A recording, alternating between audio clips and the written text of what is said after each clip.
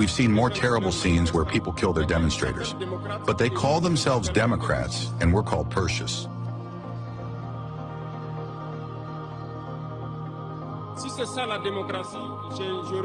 If that's democracy, I repeat, we don't want this democracy.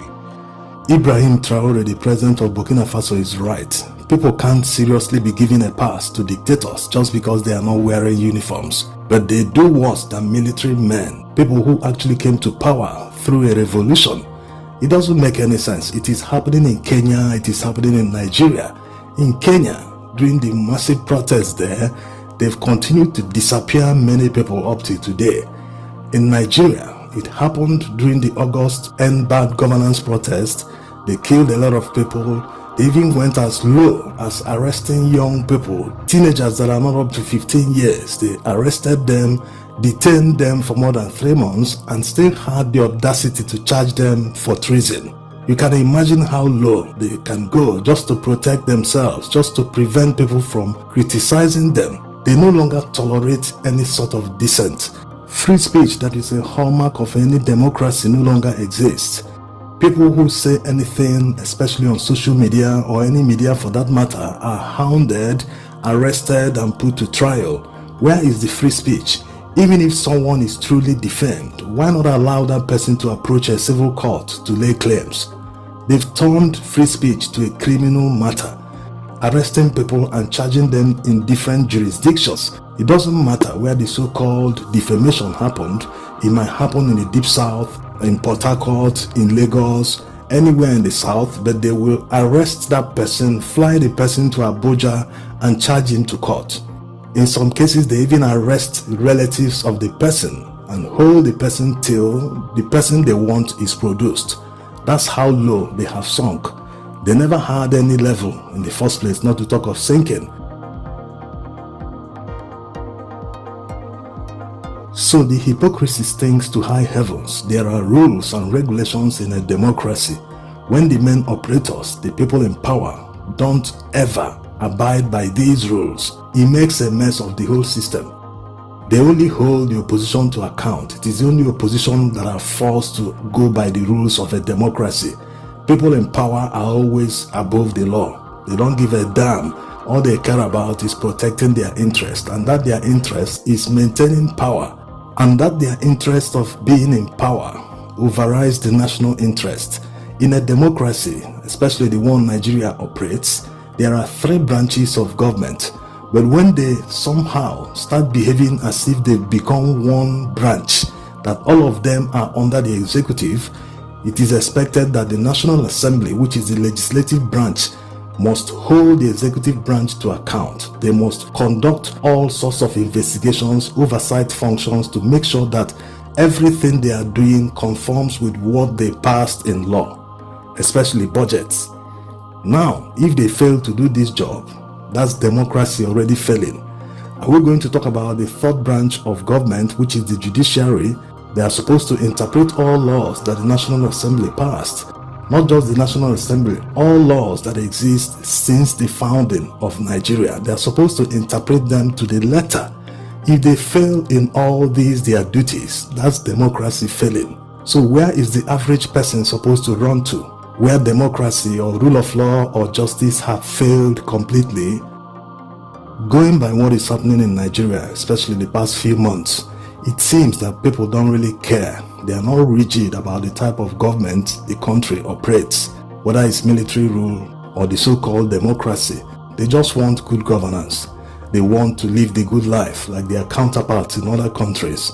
This is because of what happened during the End Bad Governance protests. People openly called on the military to take over power. Yes.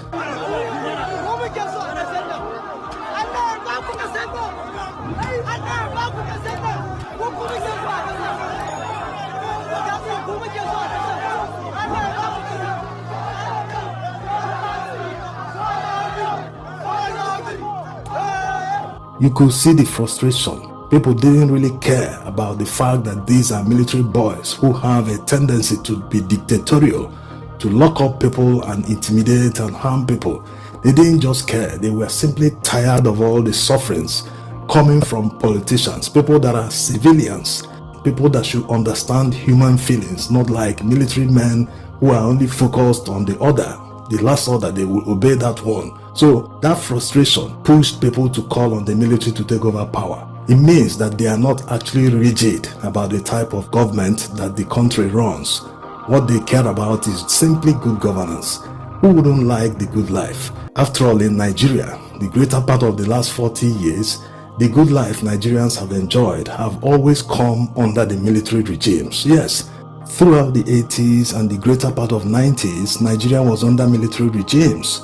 And the good life was there. There wasn't massive inflation. Life was easy, despite the fact that Nigerians suffered the military dictatorship. Now, compare that to democracy, which started in 1999 after the military left power. Under the Fourth Republic, Nigerians last enjoyed the good life more than a decade ago, most especially under Obasanjo's first and second terms. Under Obasanjo's administration, primary school teachers could buy a car. Yes, it's an imported used car, but at least they could be able to buy it just by saving their salaries for a few months. You can understand how Nigerians were living the good life at the time. Compare that to now.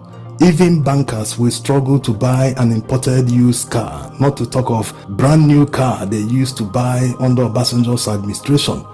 So you can understand the economic decline. That's why the average person is disillusioned. They are asking the question, what's the benefit of the so-called democracy?